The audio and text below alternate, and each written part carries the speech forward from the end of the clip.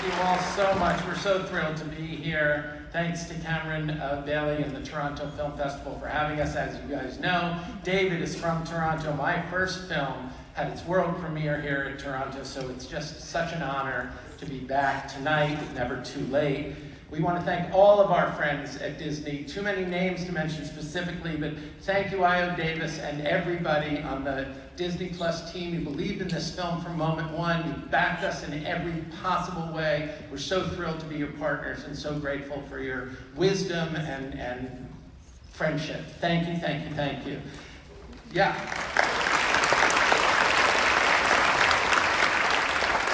David and I want to thank our partners at This Machine Filmworks and Rocket Entertainment. We want to thank our producer, Trevor Smith, and all the artists who worked on the film and made this such a great achievement creatively and such a great experience for us. On a personal note, I want to thank my dear friend David Furnish. From the moment we met, this project has been an utter joy. David is a great partner, a wise storyteller, and a true friend. I want to thank my dear friend Elton John for your trust, your generosity, and your kindness. Telling your story has been one of the great honors of my life. My first Elton John concert was in 1974. I was 13 years old, and I had to commit forgery and grand larceny to get a ticket. It's funny, but it happens also to be true. Believe me, it was worth it. To be standing here tonight is a full circle event that is truly a dream come true. Thank you, Elton. Thank you, David. Thank you, TIFF. And thanks to all of you for sharing tonight with us. Stick around afterwards. Elton will be here and we'll do a Q&A.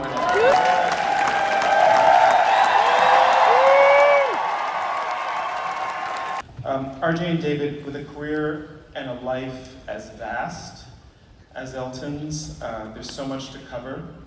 And what for you was the main thread that you wanted to use to tell his story? Well, there were a lot of key discoveries in the process of making this film, which was really a journey of discovery. The biggest one, in a way, was listening to the tapes, the conversations between Elton and Alexis. And that provided, as you just saw, the spine of the film. The intimacy of that conversation, the truth behind it, the close relationship that Elton and Alexis have that allowed Elton to speak that way, not in a way that one never would have achieved in a sit-down interview with all sorts of strangers in the room. One of the first times I played some of that material for David, he was so moved and said, I've heard this voice from Elton, but nobody else has. This was a huge breakthrough for us. Another, huge decision when you talk about the scope of Elton's life was focusing just on those 5 years, that incredibly prolific period of time. So those were two of the many key discoveries. And I loved the two pillars. We knew that Elton doing his farewell tour was going to be a momentous thing. But when you compare where he was at Dodgers in 1975 versus where he was in 2022, that's a beautiful narrative arc. It just shows such a transformative life and how you can come from the depths of adversity, have all the success in the world, yet it means nothing until you have family and you have love.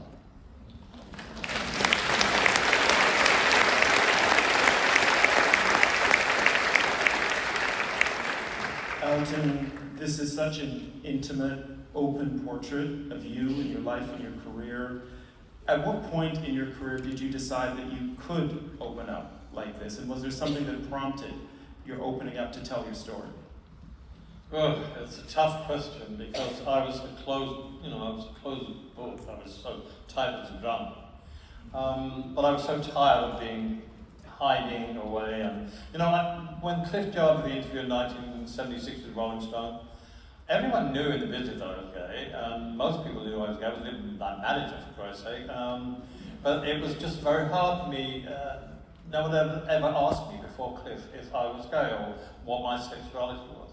So I didn't feel as though I was hiding, but I was just very forlorn in thinking that, am I ever going to find someone, being how famous I am and my sexuality. And that's why I told him to keep the tape rolling.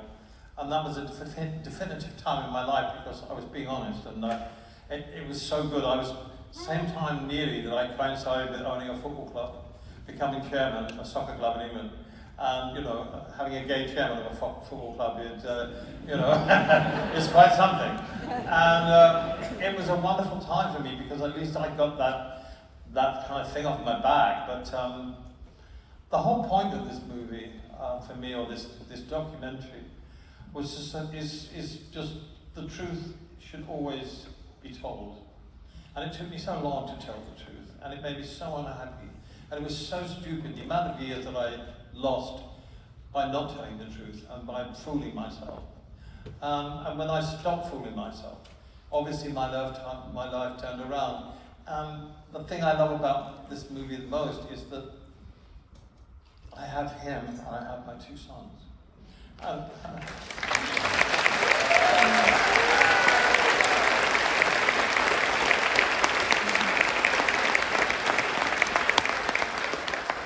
very proud of what I've achieved, and I will hope to keep making music. But I want to be at home with them and see them and treasure them. This is the greatest feeling I've ever had in my life, more than having the first #1 album in Billboard. Yeah, that was really nice for about 5 minutes. But this is a lifetime. And the love I have for his family, my children, and my friends has never been better. And listen, I'm 77 years old. I'm having the best time of my life, except for this fucking eye. And I wish I could see you, but I can't. But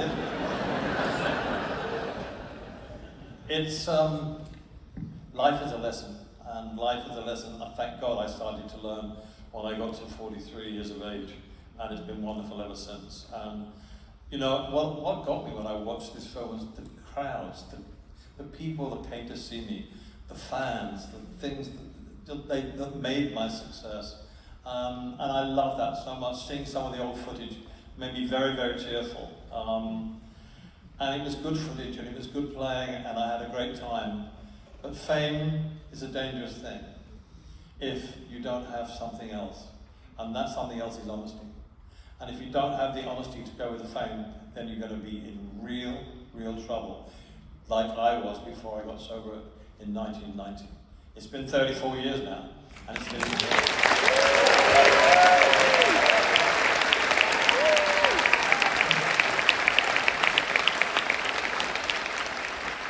This man saved my life, made my life what it is today. RJ, thank you so much for this. I came backstage, I was sitting back there and I was shaking. I've seen the film once before, but tonight it had a special, profound effect on me because it was in front of you guys, and it's like laying your soul bare. But I'm proud of what I've become. I'm proud of what I've done in some respects, and I had the common sense and a lot of great people to help me get well. People I didn't know, people I'd walk into a room and say, here's my phone number. If you ever hear you get in trouble, give me a call. And I thought, I don't even know you. And it was just the most incredible kindness. And that's what I always feel about the human race, is the incredible kindness. Kindness will out. Kindness will always out. And that's what I hope for the American election next November.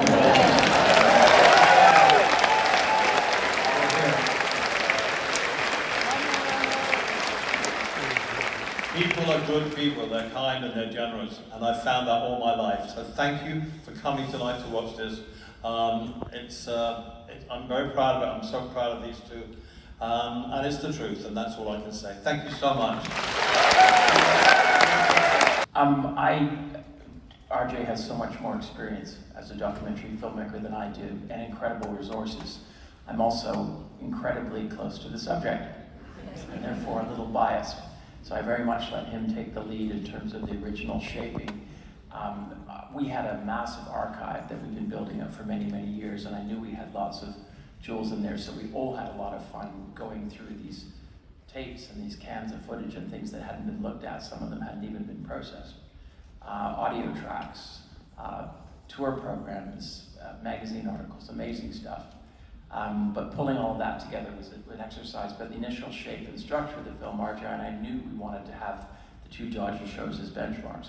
But I let him take the lead, and then I stood back, and you took it from there. Well, and yes,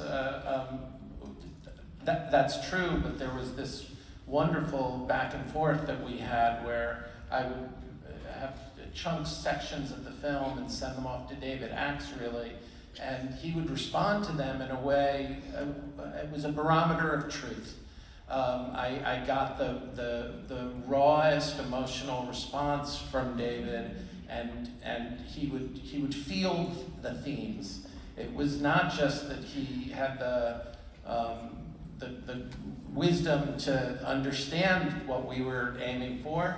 He could feel them in his heart because they were about his heart, and that was a really exciting kind of experience. And I've worked with, I've co-directed a couple of times, and it's had its richness and its challenges, but never in this way. And this was just thrilling.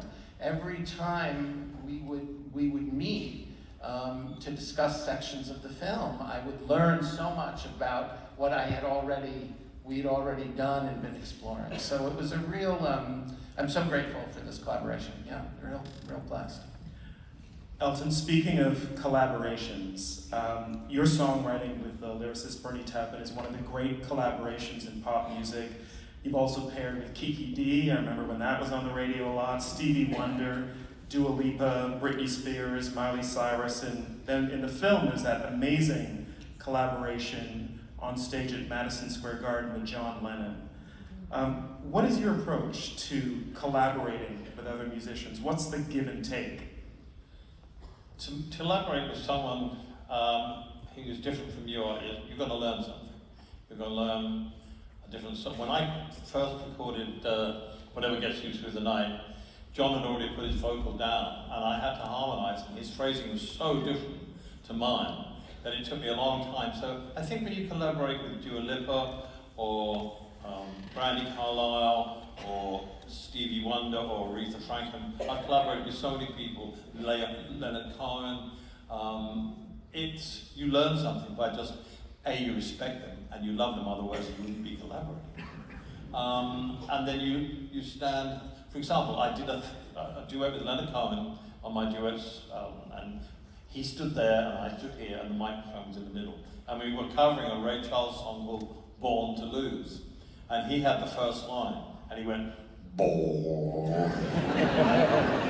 And I just collapsed with laughter. And he said, what's wrong? I said, nothing's wrong, Leonard. It sounds like a ship leaving harbour. And it was so wonderful. It was, whenever you collaborate with someone, it's just wonderful. You learn something, and you're fellow musicians.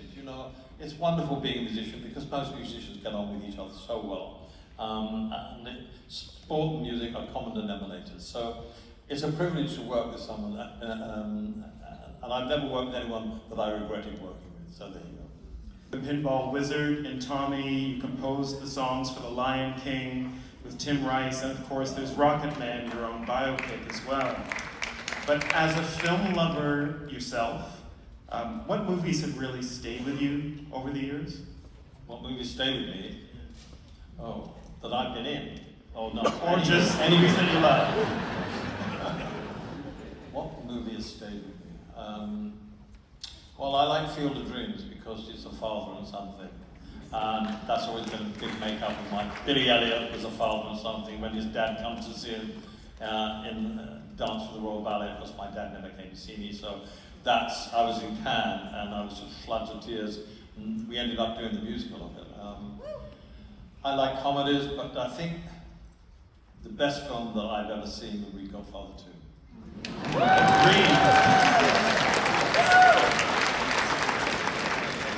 Thank you.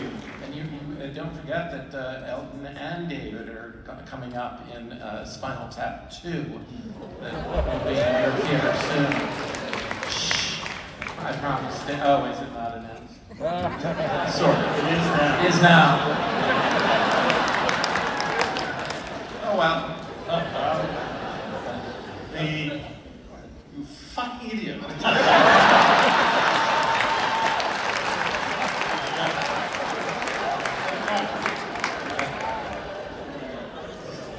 Shit. Maybe you guys keep it a secret. Elton, you've long been a music icon, but now the two of you are an iconic couple as well. Your marriage, your fatherhood, your kids have all been a key part and of what it means to be a pioneering gay couple, especially in LGBTQ communities. And I wonder, how do you carry that iconic status as a couple? What does it mean to you and to all of your fans, Elton, as well? Or us. What does it mean to me? It means everything to me. I mean, it's just, for me, my family, my life. And we've always tried to keep our children out of the public eye. I don't really understand that. Just, you can repeat it again, say what. No, I can say the irony is not lost on me that I tried to come out to my mom in 81 here in Toronto, 82, and there were no role models. She said, "You'll never have a happy life. I'm so frightened for you. You won't find love in a lasting relationship. You'll be discriminated against in your job, and you'll never have children." It wasn't she was rejecting me. She was scared for me. I couldn't point to anybody. There was no one. There was Boy George, who I loved, but he wasn't studying business at university in London, Ontario. And so there was nobody you could grab onto.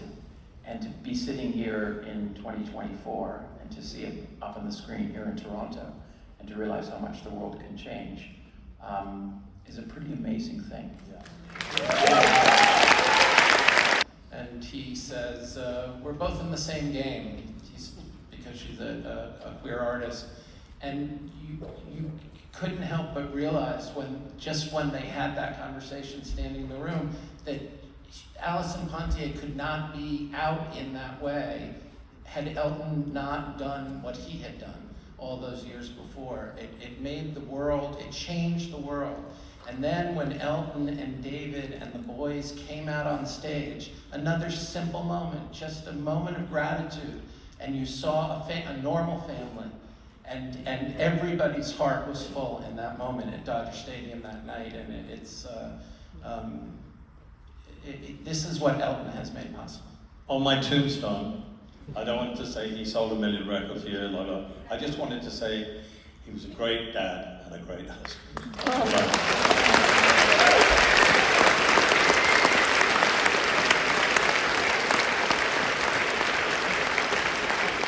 Great dad, great husband, and an icon. Thank you so much for